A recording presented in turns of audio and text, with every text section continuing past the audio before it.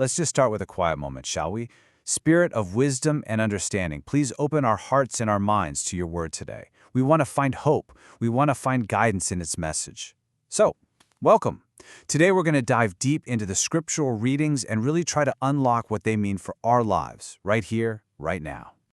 And that's a really fair question, isn't it? In a world that is so loud, so fast-paced, can these texts from thousands of years ago actually speak to what we need today? Well, I think the answer is a resounding yes, and we're about to see exactly how. All right, so here's our game plan. We'll kick things off by setting the scene for today's readings. Then we're going to explore this absolutely beautiful, peaceful vision from the prophet Isaiah. And right after that, we'll get a little whiplash from the fiery call of John the Baptist. Then we'll see how these two connect. I'll share a fantastic digital tool for your own study, and we'll wrap it all up with a final thought just for you. So all of our source material today comes from the readings for the second Sunday of Advent. Now, Advent is this season of waiting, of expectation, right? So it's no surprise that the scriptures for this time are just packed with meaning about promises and, you guessed it, preparation. And really, this is the main thing. If you take away just one idea, it's this. There's this incredible tension between two huge concepts, this gorgeous, almost dreamlike vision of what the world could be, and then this super direct, personal, and urgent command to get ourselves ready for it. So let's start with that amazing vision. We're turning to the prophet Isaiah. Now you gotta remember, he was living in a time of serious chaos and uncertainty. And yet, out of all that, he gives us this incredible prophecy of hope. Just stop and listen to that for a second. The imagery is wild. It's a picture of radical peace, where predators and prey just hang out. It's a world totally flipped on its head, where all that natural fear is just gone, replaced by trust.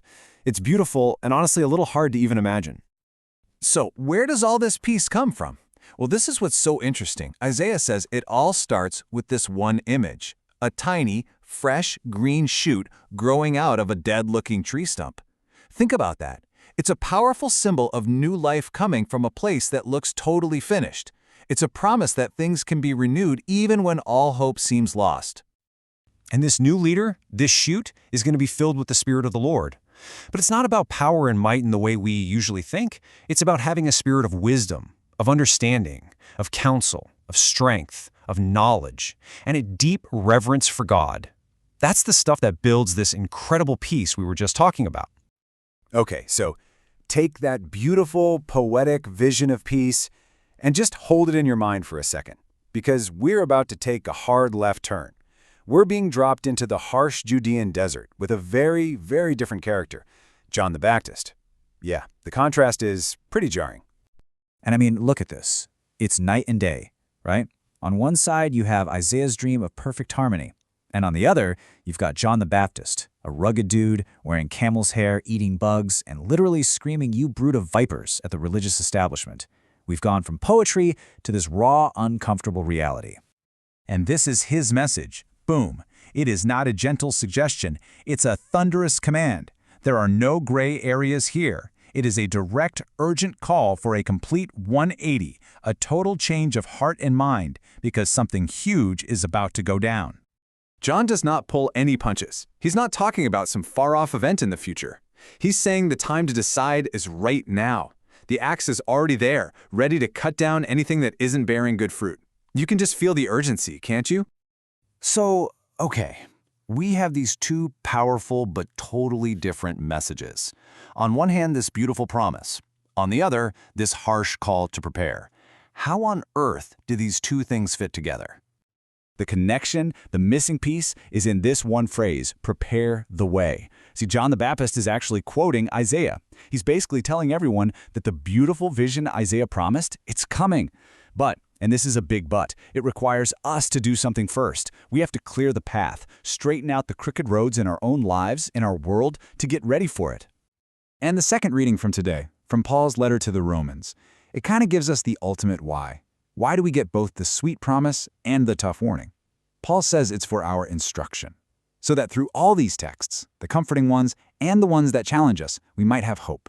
Hope isn't just wishful thinking. It's something that's built through understanding and through action. Okay, so if we're going to build that hope through understanding, we really have to get into the text. but let's be real, sometimes these ancient phrases can be confusing. So how can we dig a little deeper and figure out what they mean? Let's take that phrase from Isaiah's prophecy, the stump of Jesse. I mean, who's Jesse? Why a stump? If you don't have that context, you kind of miss the full power of the image, right? Well, this is where a digital tool can be an absolute game changer. There are these free online resources, like Bible Hub, for instance, that pull together dozens of scholarly commentaries all in one spot. It's like having a whole team of experts right at your fingertips to help you unpack this stuff. And look how incredible this is. In just a few seconds, a quick search on a commentary tells you that Jesse was King David's father. The stump symbolizes the great royal family line that looked like it had been totally cut down, defeated. And suddenly, bam, the image makes perfect sense. It's a promise of a new king coming from what looked like total failure. It takes the verse from being confusing to being incredibly hopeful. So, let's bring all this together. Let's make it personal. Let's pull these ancient words into our lives today. Here's the core takeaway, the thing to really chew on. We're given this absolutely breathtaking vision of a world that is healed and at peace, a world of justice and harmony. But we're also given this urgent, non-negotiable job of getting ourselves and our world ready for that vision to actually become a reality. And so as we finish up, let's just hold this question, not as a problem we have to solve, but maybe more like a prayer. The scriptures call us to prepare the way. So just look at your own life, your family, your community. What crooked path needs to be made straight? What valley of sadness needs to be lifted up? What mountain of pride needs to be brought low? May you find the courage to start that work filled with the hope of the peace that is coming. Amen.